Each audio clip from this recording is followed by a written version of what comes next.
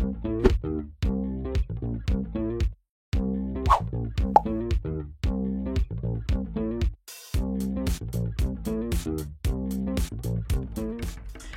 à tous, c'est Kara et bienvenue sur ma chaîne Kodaleya. Je vous propose aujourd'hui un point lecture qui va être assez spécial puisque je vais vous présenter non pas un point lecture, mais deux points lecture. Le premier point lecture, donc celui que vous regardez en ce moment, va être consacré à la saga Torgal pour plein de raisons, et notamment parce qu'en fait Torgal m'a suivi pendant toute la fin du mois de décembre et les mois de janvier exclusivement, puisque tout simplement j'ai un petit peu fait un catch-up de la série puisque je ne l'avais pas lu en entier. Et évidemment, vu que les auteurs vont être mis à l'honneur aux prochaines Imaginales dans 3 mois, je me voyais difficilement faire autre chose qu'une vidéo à propos de Torgal pour présenter cette saga que j'adore depuis l'âge de 15 ans. La deuxième vidéo sera elle consacrée donc à mes autres lectures que j'ai faites surtout à la fin du mois de janvier et février et qui concernent beaucoup plus dans ce cas-là des romans de fantasy.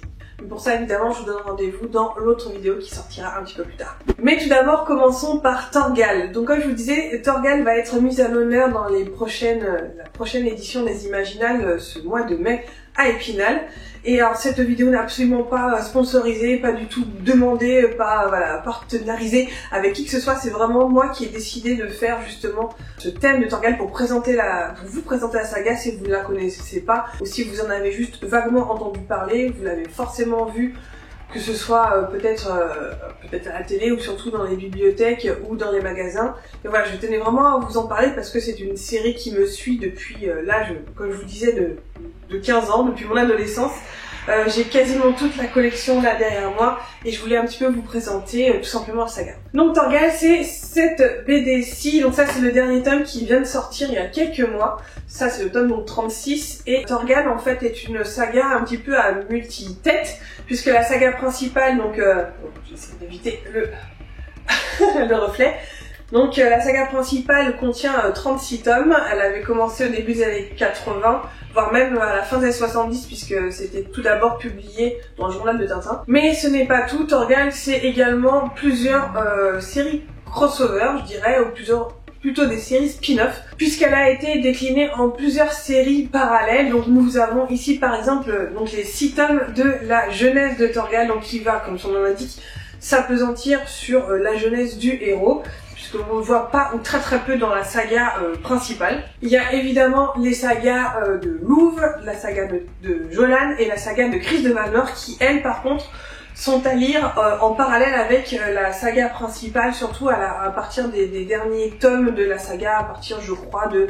que je dise pas de bêtises... Voilà, à partir de Moi Jolan, voilà, ils vous mettent à la fin donc la saga principale que vous voyez ici, et les autres sagas, donc Chris de Valmore, Louve et Jolan aussi, que je ne vois pas ici, donc qui sont parallèles à ce tronc commun, je dirais, et la jeunesse de Torgal, par contre, ça, vous pouvez la lire complètement en dehors. Donc comme je vous disais, la saga Torgal a commencé au début des années 80, donc le premier tome, ici, La Magicienne Trahie, est sorti dans les années 80, donc en 1980, et donc le dernier vient de sortir, et on vient de fêter en fait les 40 ans de la saga. De quoi ça parle? Il y en a beaucoup qui mettraient ça dans l'heroic fantasy, personnellement en ayant une vision plus large de la saga.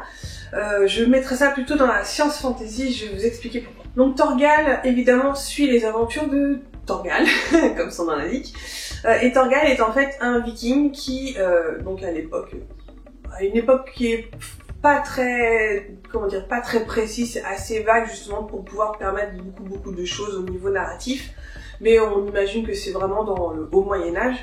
Et donc Torgal est en fait un jeune garçon, un bébé qui a été donc trouvé sur les bords du fleuve par un clan de vikings, et le roi donc de ce clan va le récupérer et donc l'élever, et en fait Torgal va devenir un peu un marginal qui en fait va essayer toute sa vie de trouver sa place et surtout d'échapper et aux hommes et aux dieux et à toutes les créatures qui vont un petit peu vouloir se servir de lui pour différentes raisons. Et pourquoi c'est de la science fantasy comme je vous disais, c'est qu'en fait Torgal n'est pas un homme comme les autres. Comme je vous disais, il a été trouvé au bord de la mer.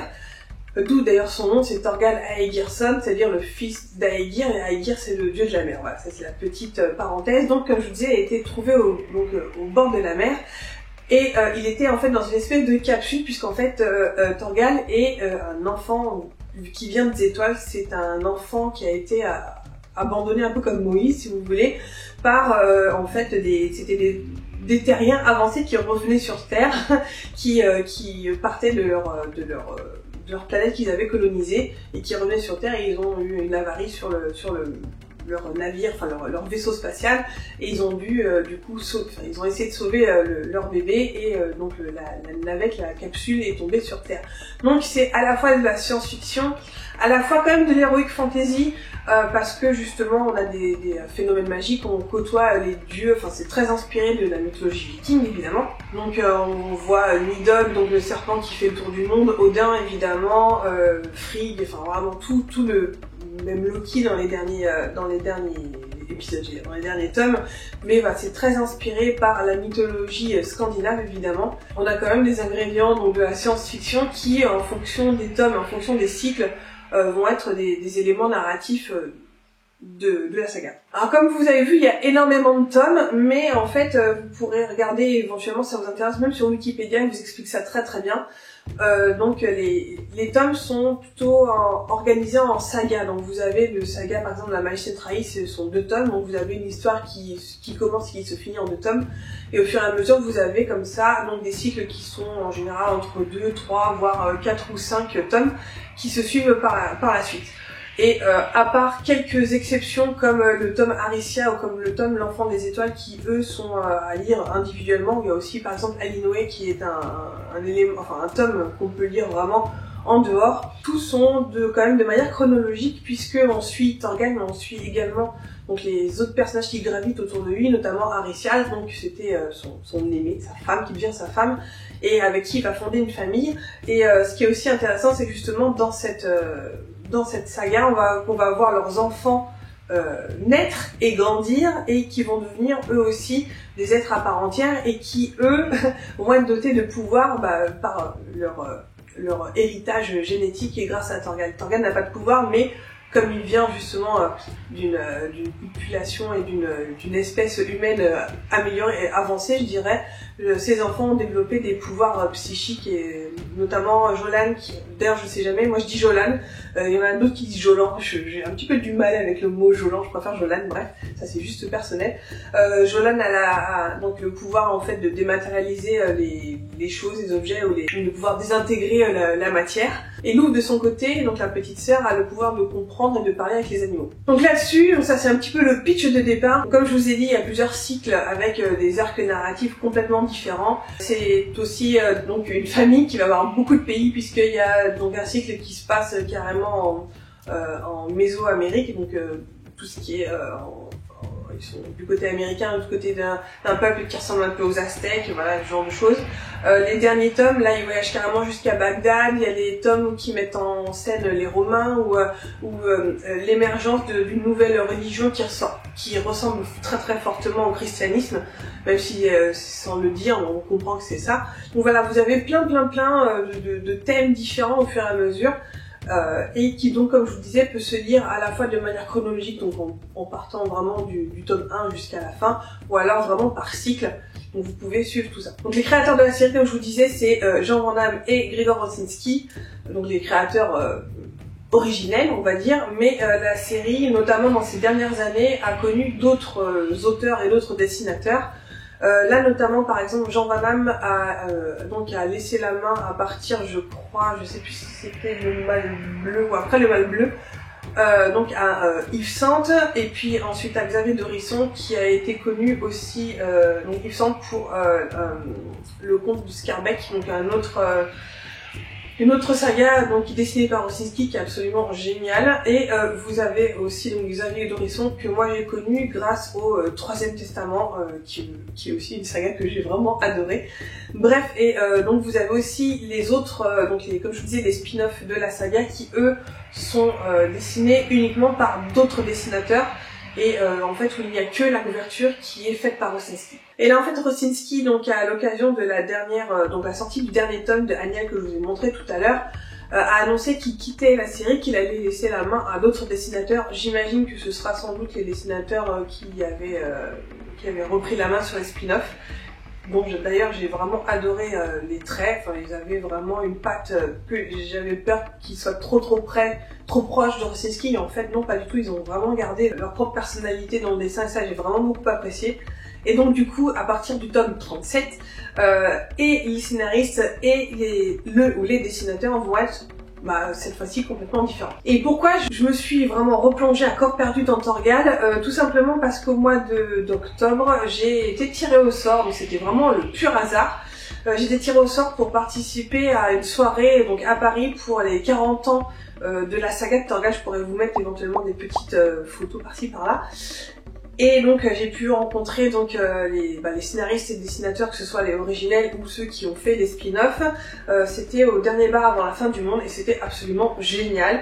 Et voilà, pour moi qui étais fan vraiment pas de la première, puisqu'en 1980 j'étais pas encore née, mais vraiment c'est une saga, comme je disais, qui m'a vraiment suivie depuis l'âge de 13-14 ans. Donc c'était vraiment très spécial pour moi et donc après cette soirée, je me suis un petit peu redécouverte pas une passion parce que j'ai toujours aimé Torgal, mais disons que Torgal, j'avais déjà un petit peu arrêté d'acheter les derniers tomes pour plein de raisons différentes, que ce soit pécuniaire ou parce que j'ai un petit peu, d'ailleurs, j'avais un petit peu arrêté d'acheter des BD tout court. Et voilà, j'étais un petit peu en retard, j'avais absolument rien lu de tous les spin-offs. Donc ce que j'ai fait, c'est que j'ai relu tous les tomes, donc à partir je crois des 2 derniers cycles. Donc à partir de ce tome-ci, Crise de Valor, qui est le tome 28, donc jusqu'au tome 36 à la fin, j'ai emprunté tous les tomes donc des spin-offs à la bibliothèque, donc les tomes autour de Jolan, de Crise de Valor et de Louve. Et là, j'ai emprunté ceux de la jeunesse Torgal pour pouvoir les lire